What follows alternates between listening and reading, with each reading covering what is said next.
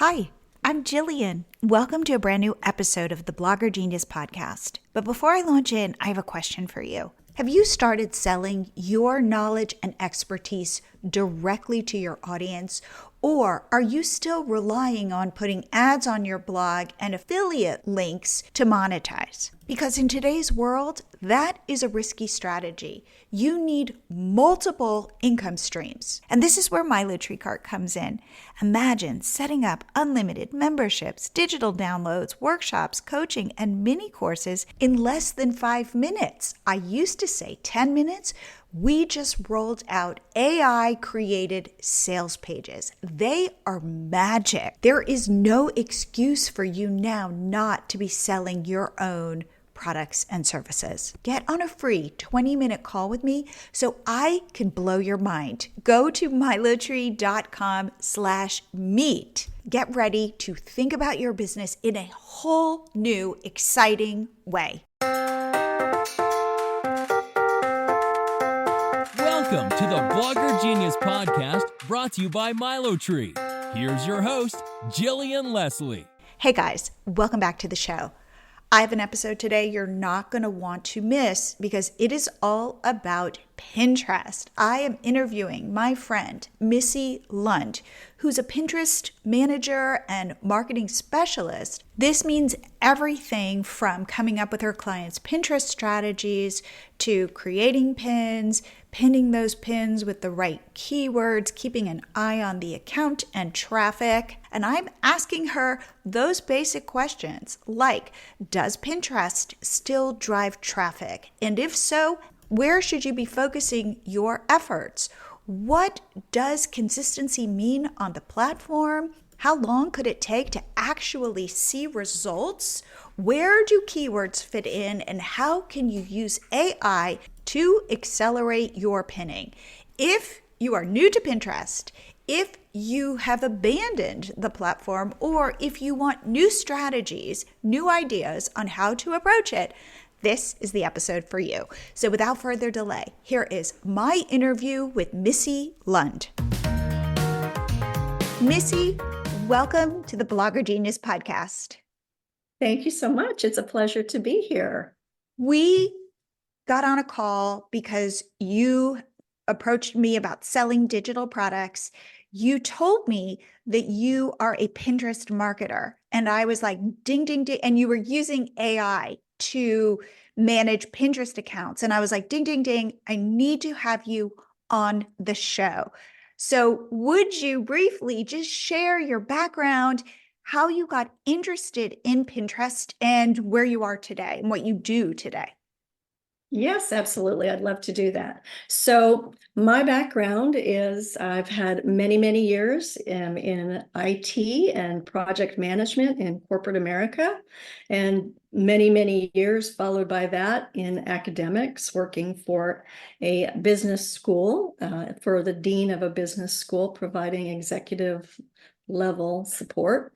And about 2020, I decided that I wanted to do something different. I thought I've been in corporate America, I've been in academics, and now I would like to be more entrepreneurial and do something for myself. That's something that I always desired. So I started searching to see what my current skill sets would be well suited for. And I landed on Pinterest. And Pinterest, I just love Pinterest.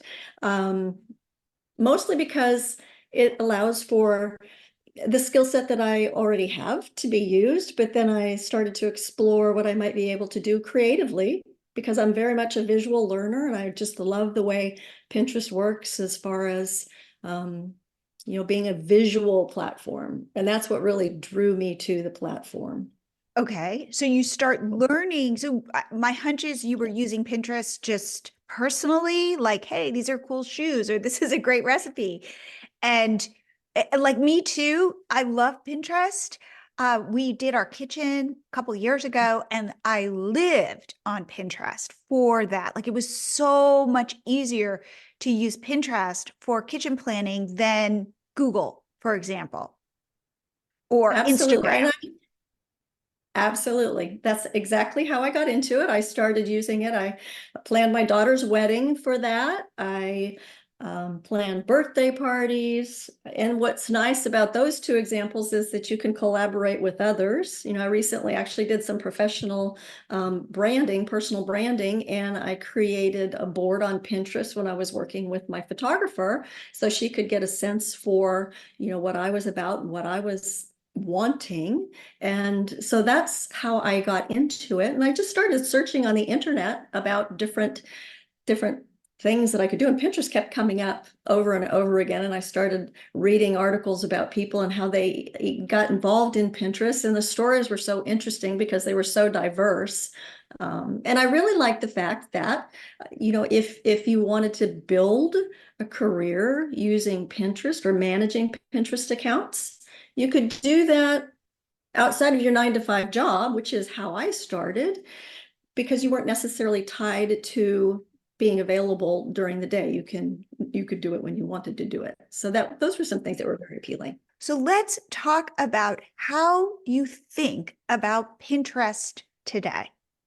Pinterest, I believe, like it was super simple at the beginning because it was just a visual search engine. And then I feel like Pinterest, they went public, they needed to make money, and they started trying a whole host of things. Started with videos, then they went into story pins, and then I feel like they leaned into e-commerce. Now, we use Pinterest for Catch My Party. It still is our number one traffic driver. And to be honest with you, our strategy has not changed very much from day one. We are pinning predominantly static pins. We are not doing fancy stuff. We are using, we've thought through what boards we have. We use lots and lots of keywords. Like for us, it's pretty, and by the way, every single time I freak out and think, God, we need to pivot to doing all these other things. However, when we've experimented with them, we never got the results that we wanted. So for us, it was like, keep our head down and stay the course. Tell me your thoughts on that. I think that's really very interesting. And I think that the way I would answer that is no two accounts are the same. I think that you could be in the same niche, in the same business, and try to replicate a very successful Pinterest account, and it may not work for you. I think that you should test. I'm very much an advocate of testing and finding out what works best for you. And that may be just static pins. I know some Pinterest managers that's all that they will do. They will not do video. I think it's just a matter of finding out what works best for you. And that may be video. It may be a combination of video and static pins, or it may be just static pins. I think that, so I'm hesitant to say there's a one size fits all. There's definitely not.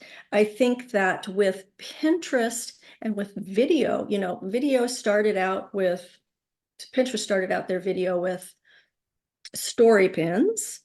And then the story pins turned to idea pins. Oh, right. Yeah. And that was just pretty much a renaming of the story pin.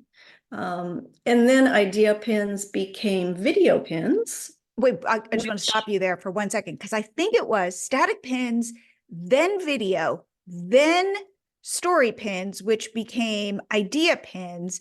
And now I think it's moving back to video. So I think video got introduced pretty early, but then they decided to pivot into like having a whole other thing. So now are idea pins still a thing? Idea pins are now video pins. So now there is an idea pin for campaigns, and I really need to dive a little bit deeper into that to see if they're the same idea pins that existed previously.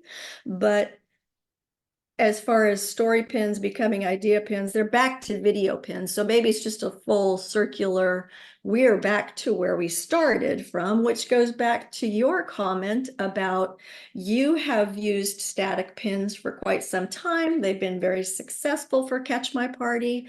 And I think that's your strategy right there. Stick with it. It's very successful. And I've seen Catch My Party's account. It's huge. It's huge. And I think that you've built momentum over the years, I would suspect. And I think that that's a really important thing to remember with Pinterest, is to be consistent. And even when it feels like you're not having any success, you really are, because you're creating that foundation and you're building on that foundation.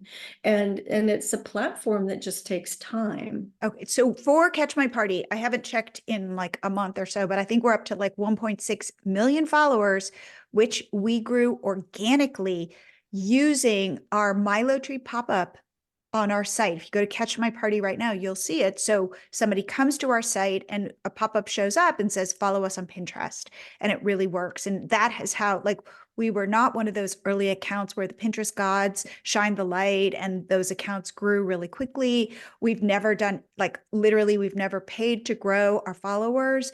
It's just been a lot of times people find us on Pinterest. So if you come from Pinterest, you come and it clicks over to Catch My Party, and then a pop-up shows up and says, follow us on Pinterest. We've already proven that we've got great party ideas. So why wouldn't you follow us on Pinterest? And I think those signals have said to Pinterest, like, we are a very solid account, high quality, tons of pins.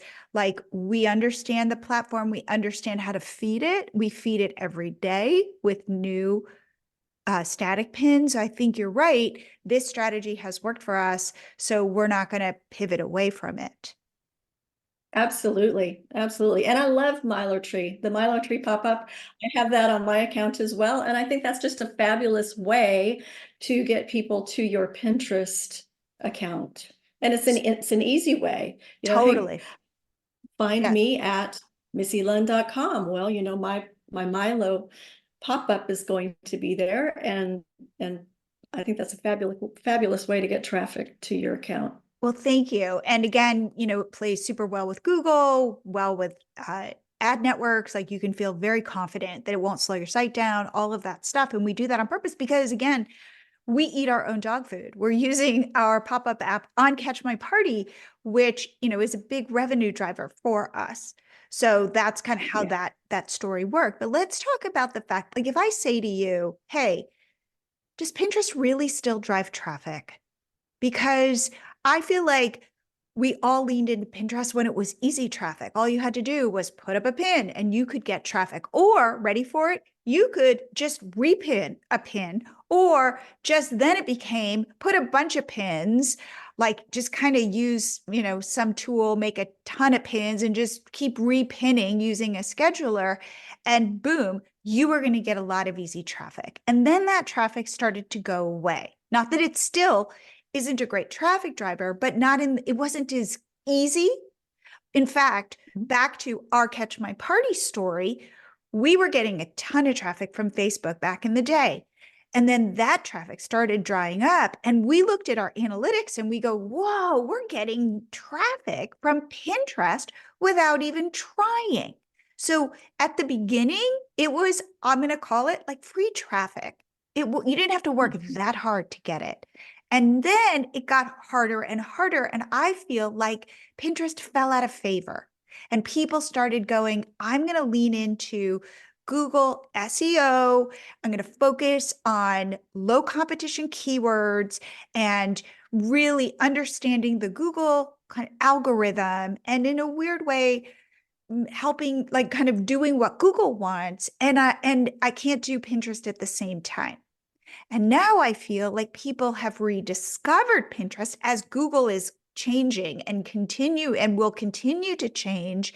I feel like has been no better time to get back to Pinterest than today. And talking to experts like you and other people, that's what I'm hearing. So talk to me about Pinterest. Does it really drive traffic? When could I see that start to happen? Well, yes, I think that Pinterest really does still drive traffic. And I go back to the consistency. And I think it's just, I do wonder, and I do think that many people abandoned Pinterest for some quick wins that they got by going to Instagram or Facebook or maybe more social media type platforms. I think that, I don't think, but I know that Pinterest requires some time, and you really need to have the commitment to be on the platform and to be there for a while. And it can get very frustrating when you don't see immediate results, or you don't feel like you're seeing results at all. What I have observed on some of the accounts that I manage is that, even if you're looking at, say, video pins versus static pins, video pins have a tendency to they take off quicker than a standard pin does. So they get a lot more immediate impressions, which translates in some cases to immediate gratification. But the standard pins will build up momentum over time. And I think that is one reason why there are some Pinterest managers that just stick with the static pins. Or it could be, going back to your point, this is what works for me, so this is what I'm sticking with. So let's start at the beginning. I'm a craft blogger. I blog, let's say I either update or create a new post once a week. Talk to me about how you would approach this account. Well, the first thing that I would do is say, let's go back to basics and make sure that we've got everything set up properly, and that we've got our setup optimized, maximized to the best potential possible. And by that, I mean, if you need to set up a business account, you're a crafter, that you've got a product that you're going to be offering, or that you've monetized your blog posts or website, let's make sure that you've got your business account set up first off.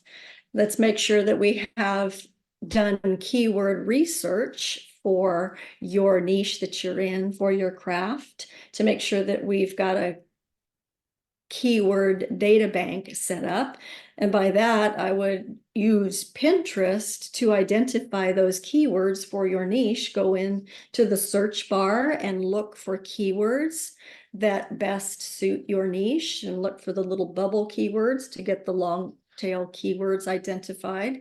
I would also, and do also, use the Pinterest trends tool to go in to find keywords. I actually use something called Airtable, and for each client that I have, I'll have a bank of keywords that I create, and then I'll have a scheduling tool, a scheduling calendar that I have built into my Airtable accounts. So that we would want to make sure that we have keywords for your niche, and then we want to make sure that your keywords are used for your profile, that it's an optimized profile, and that your bio is optimized. And, setting up your boards and your pins, and making sure that you're using those keywords in your pin titles and your pin descriptions. Let's say I do crafting for toddlers. Go to the content that you have on your website and look at some of your blog posts, and take that information and start looking for keywords on Pinterest that might match those blog posts, and do some search there. I would also look at your website and how your website is set up, because many times if you're talking about setting up boards, it makes sense to set up your boards using optimized keywords to correlate to how you have your website. So I would look at that first, and I would look, of course, if you've already got an account set up, to see what you have that you're using, and look at the analytics on that. And then I would start doing research on keywords, and I would go back to the Pinterest trends tool that we were talking about to start searching on some of those keywords. So when you go to Pinterest trends, what are you looking for? So let's say, again, I do crafts for toddlers. What would you be doing? You go there. So if you go to Pinterest trends, there's a section where you can key in a keyword, and you can say crafts for toddlers, and it will tell you what the percentage increase is over a period of time that you can select for that keyword. So you can get an idea as to whether or not those are the keywords that are strong keywords that you might want to use. So I use that, and I also use, as I said, the Pinterest search bar. And one of the things that we've been talking about, or we're going to get to talking about with AI, is I don't depend on AI for keywords. for keyword development. However, I would go to AI and get some suggestions for keywords if I just had no ideas whatsoever. And I would start looking to see if those keywords that AI suggests are good keywords for Pinterest. One thing I see is when people start selling digital products, they make a fair number of mistakes. Get my freebie where I show you how to avoid the 10 biggest mistakes I see people make. Go to milotree.com/mistakes, milotree.com/mistakes to get your copy, because my goal is to get you to success faster. And now back to the show. The word that keeps coming up is keywords. You're putting them in your bio, you're putting them in your Pinterest board names, board descriptions, and then your pins. So let's say I've got then a blog post and it's a toddler painting, finger painting craft. But let's say it's also, it could be like a winter craft. And it could be, let's say you could make like gifts from this craft, right? That your toddler could give. So do I look at this blog post, right? And do I think about it from the somebody searching, like somebody might be searching for this because they want a toddler craft. They might want a toddler craft that involves painting. They may want a gift that a toddler can give. And then do I make sure to have that in the post, let's say, where you say, hey, well, how could you use this? You could use this for a variety of occasions. And then do I make sure to have those specific boards? And do I take this post and make, say, 3 different pins to then pin the same blog post pin into these different boards with these different use cases? Like, how do you, I don't mean to put, like, this is just how I think about it, but I want to make sure. That sounds like a great strategy. That's what I would, that is working for you. And that's absolutely correct. And that goes back to, you can have one URL with a blog post on Pinterest, and you can create multiple pins for it, which in fact we do. That's nothing unusual, but you're exactly right. You can target those different boards and target those different functions, keywords with multiple pins leading back to the same URL. You just want to be careful not to, do it all at the same time and space it out over a period of time. But yes, you're exactly right. You want to incorporate those keywords everywhere. You want to incorporate them in the board title. You can use multiple boards. There's no limit on the number of boards that you can have on Pinterest. So as many boards as there are that make sense, you can go ahead and pin that blog post to that board. I also go in and I check, we're talking about boards. I'll go in to check to see what other boards are already in place for other clients if I'm working on a new account. So, okay, well, is, painting for toddlers a popular board? Or, winter activities for toddlers a popular board? Maybe it's because I'm a Pinterest manager. I don't know, but I will go to people's boards directly. I will go to people's profiles and search and look. And that's another way that we get information and just get ideas from successful accounts and what they may be doing and what they may not be doing. But ultimately, in its simplest form, in its very basic form, it's important to incorporate those keywords everywhere. And what you said is exactly right. You've got it in your blog post, and then you've got it in your pin title, your pin description, and then you would post that pin URL combination to an appropriate board. And what you want to do, of course, is pin it to the most relevant board first. Okay. You can pin that blog post to multiple boards. Now, here's the thing. So if I've got these 3 different use cases, right? Mm-hmm. How would you think about it? Do I want to pin, right? So let's say predominantly it's painting for toddlers is like the most popular, way people will probably get to this pin. So that's where I would pin it first.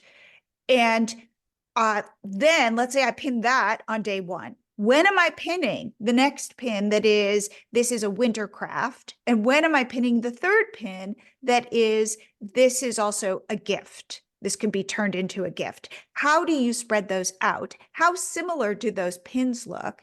And how different or similar are the descriptions? Well, so I would pin them out at least 7 days apart. Okay. Anytime you have a different graphic or different text on the pin, it's considered fresh as far as Pinterest's definition.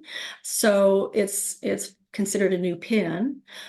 So when I schedule multiple pins 7 or 8 days apart, and then across boards 7 days across boards as well. So that's just something, and I think that's something that is worth testing, because some people, years ago, we were seeing people advocating 25, 30 pins a day that you're posting. And now it's, well, 5 pins, 7 pins, 1 pin. It's what works best for your account. And it may be 1 pin, it may be 10 pins. It's generally not 25 or 50 pins. Right. Well, I would say, again, I don't know this, but I would say the more, if you could do 25 pins a day that are all unique, that are all very smart and going to different boards, you probably will grow faster than doing 1 pin a day.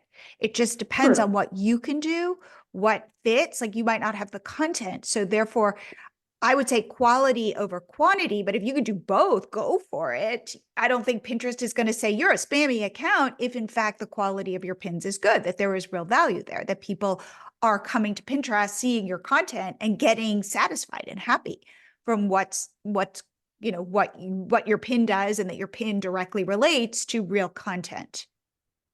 Right. And I think you're exactly right. It depends on what kind of content you have and how much content that you do have available. And as that grows over time, there likely is a correlation between your content growing over time and being consistent with Pinterest, and your Pinterest account itself growing over time.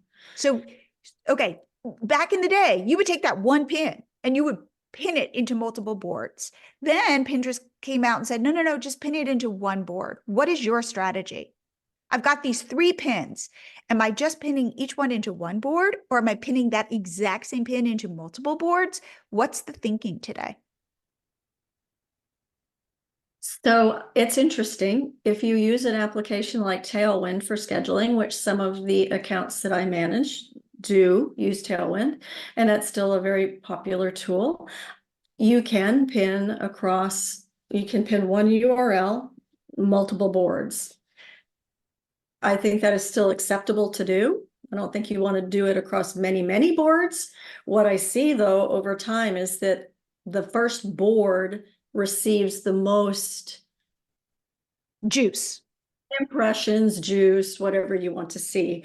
And you'll see the other boards over time gaining some traction, but it's much slower than you see the first board. So Got there's it. So, that. so it doesn't seem like a bad strategy, but to kind of spam all your boards with 1 pin probably is not what you would recommend. Maybe not needed. It may not be as efficient as it could be, or it maybe a better way to say it is that, may not be worth the investment of the additional time to do that when you can pin it to just one board. The other thing that I've noticed, I use the Pinterest native scheduler quite a bit, and the way the Pinterest native scheduler is designed now, you really can't easily pin to multiple boards.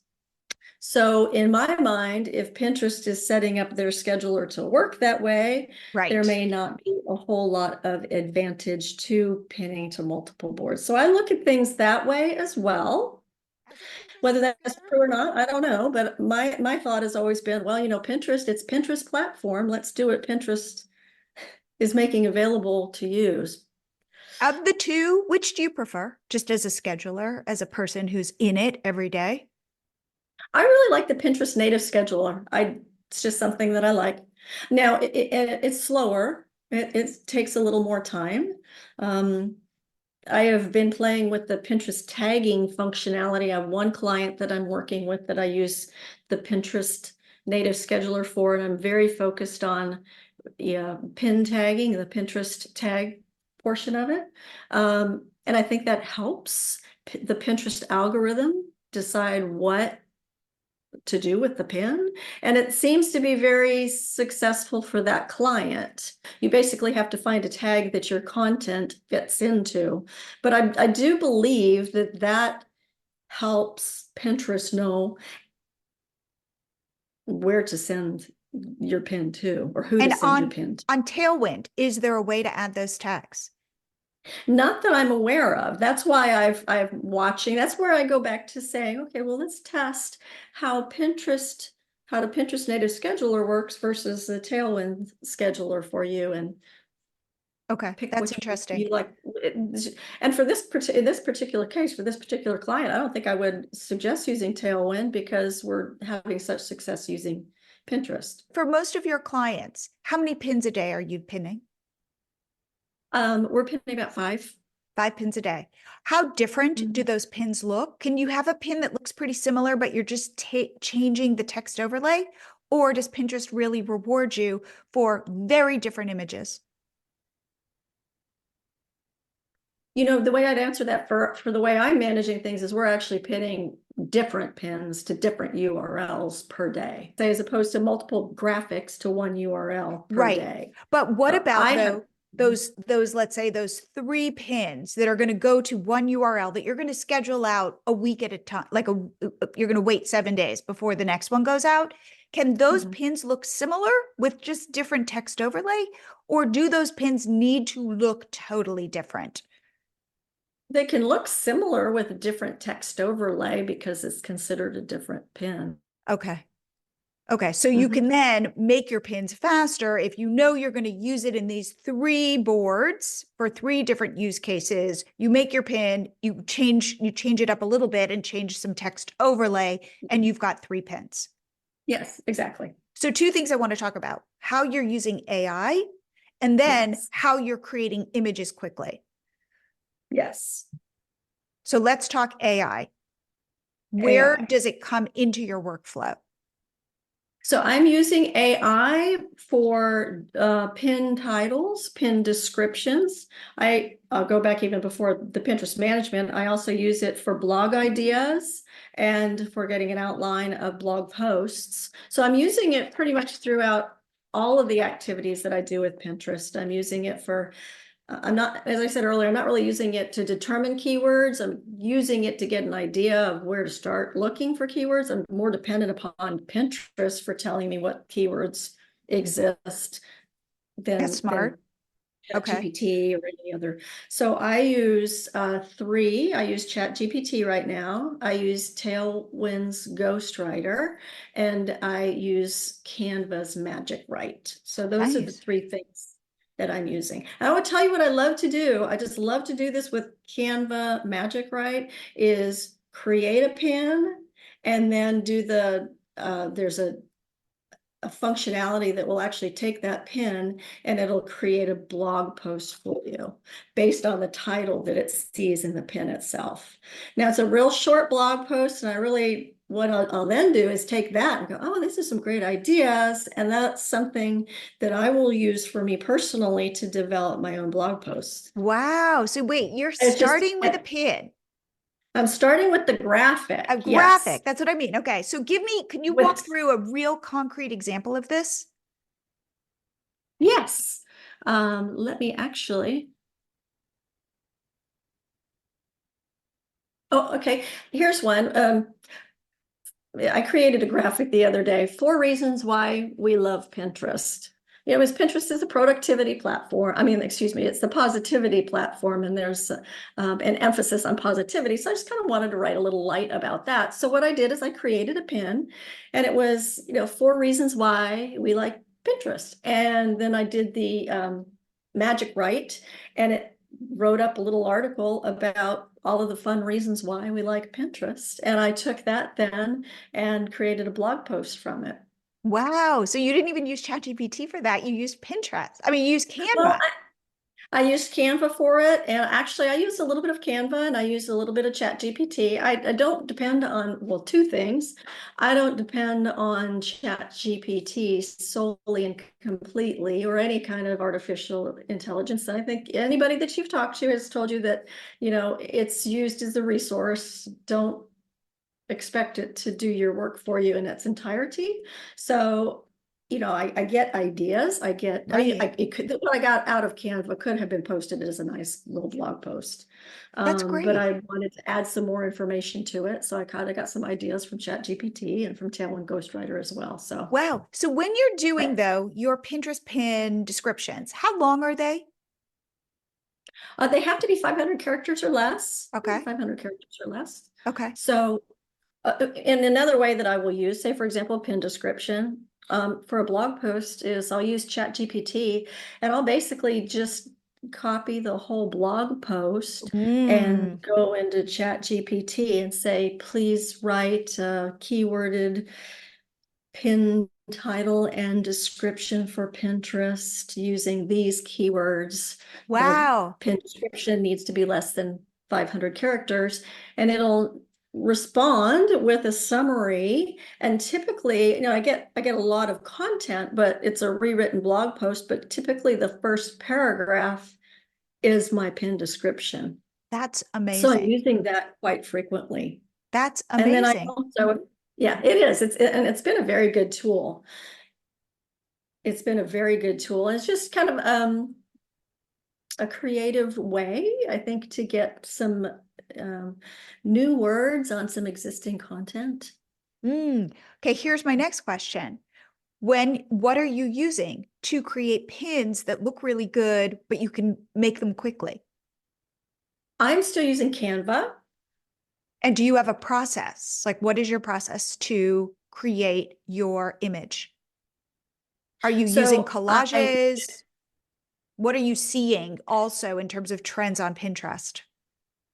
Well, I don't know that I would call it a trend, and but I have been playing with Pinterest's collage feature, if that's what you're talking about, which is available on mobile. And what I realized is that if you create a pin collage, and what I'm doing is I've created a pin collage of my own posts, my own Pinterest pins.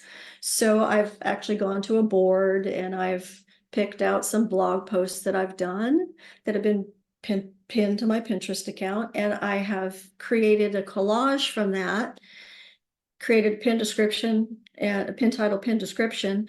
But if you click on the graphic in the collage, it actually links you back to that article on Pinterest. Wait, So wait, I wait, think that wait, you lost me. Start again. Mhm. Start again with what you're So doing. with the You're going to the yeah, yeah, Pinterest app on your yeah. phone. So you go to the Pinterest app, and then there's a little plus button at the bottom of the page, and then you have an option to create a collage. Okay. And and then when I do that, let me see, I'm going to go ahead and get in here really quickly Yeah. so that I can walk along.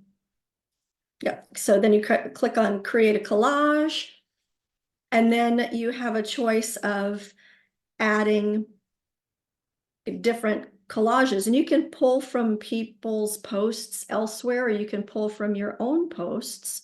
So I pull from my own So wait, posts, so you're and uploading these photos or you're putting in a URL? no, I'm just going to my boards because it gives you a Oh, choice. It says cutouts for you, your boards, and that says recent posts. So then I just click on where it says your boards. yeah. I don't know if you can see this. You probably Okay. can't. You Okay. can't. Well, then I say, for example, click on Pinterest marketing and management. Then I will go and I will select all of the pins. I have blur set up on my, Okay. um, I will pick pins from that board that are my blog posts, and I will put them on a collage.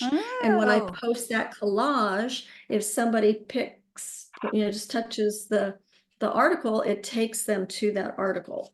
wow. To the individual, if you've got like different pins in the collage and you click on one of the little images within it, it will send them to that specific URL. It will send them to that particular Pinterest post, which will then allow them to go to the URL. So I thought Wow. that was pretty clever. I thought that was a really good way to do roundup or Wow. Yes. Of your own do content through roundup of Pinterest. your own content.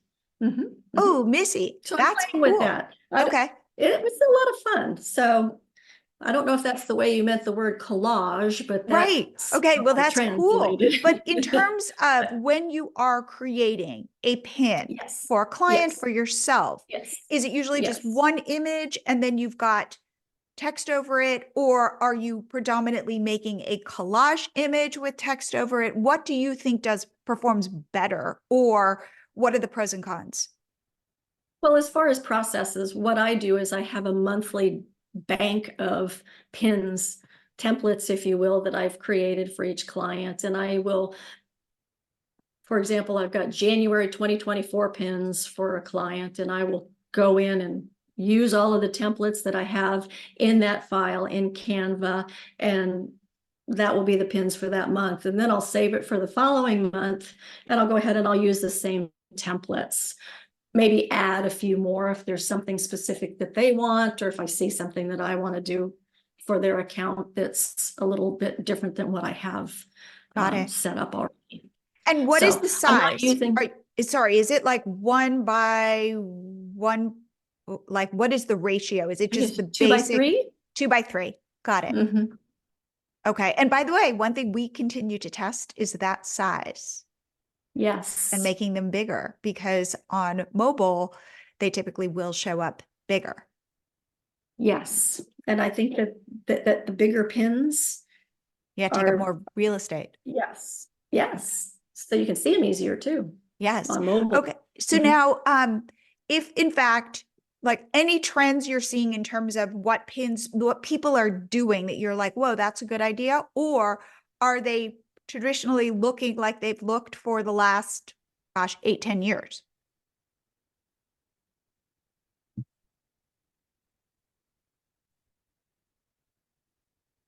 Well, I don't, I think that the trends, using I think I would answer that by saying, going back to finding out what works best for you. But I think that a combination of paid and organic pins Ooh, is working well for people. You had mentioned about e-commerce earlier in our conversation, and there's a huge focus on e-commerce on Pinterest. I think that everybody knows that. There's just some spectacular things that are being done in that area.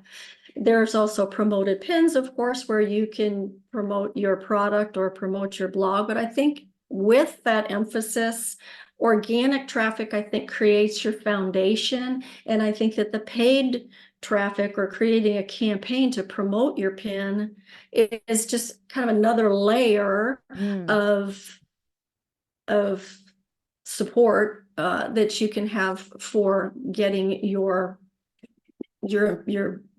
Pinterest account seen. right. Get So it I right, think, the right and I would go eyeballs. back to, finding out what's the best ratio of organic versus paid. And some people choose to just do organic. I believe that there are some people that are just doing paid traffic too. So, that is working well. And I think exploring how that works well for your business is very important. But I think that, what is it, 20% paid promoted pins versus 80% organic, or 30% paid, 70% organic, or no paid. And so I really think that is working well for people, a combination of the two. Mm. I think video is working well for people, for some people. Okay. So now And when you're video is, running, this is like the question. How long do I need to wait and be consistent before I really start seeing results? I would say, it used to be 3 months. I would say 6, 8 months. Wow. I have it's a while. I mean, it's a commitment. And it's kind of like And I think, faith. but you can supplement that with your paid if you Mm, want to pay for it. But my observation too there is that, if you can pay to promote, to increase, but it can be temporary too. I'm not mm, saying it's not a good thing to do. I think it's great to get eyes on your content, mm, but mm. I think that it just needs to be um, something that you measure and that you watch and that you build into your strategy. Wow. Well, Missy, this has been so good and so enlightening. And really, what my takeaway is that It is about being consistent. The fundamentals have not changed. It's about having faith. It is about putting out good content and then pins that enable people to find that good content. Absolutely. Absolutely. So if people have questions for you or people want to reach out to you, where should they go? I am at MissyLund.com, and that's MISSYLUND.com. Well, I would love to have you back in a couple months to be talking about new Pinterest trends, especially as we continue to move into this world of AI. I'd love it. I'd love it. Thank you so much for having me today. I hope you guys like this episode. For me, what is reassuring is that Pinterest has kind of gone back to the Pinterest of old. Missy's advice is super straightforward. It is all about putting the right pin in the right board so that it is served up to somebody who is looking to solve that problem. Using AI can get you moving faster. And my biggest takeaway is consistency. Even when it looks like it's not working, try doing an experiment for, say, 3 months and see if you can start getting the platform to pay off. And definitely batch your Pinterest content. In wrapping this up, I want to say I got on a call today with a woman who wants to do online life coaching. And I put in the name of her product, what she's offering, and boom, her sales page just immediately was created. And she looked at me and she said, I am buying MiloTreeCart right now. And then she said, how did it know me so well as we were reading the AI created bio? If you want to see this with your very own eyes, book a call with me. Go to MiloTree.com/meet because I'd love to meet you. I'd love to show this to you. And for the rest of you, I will see you here again next week.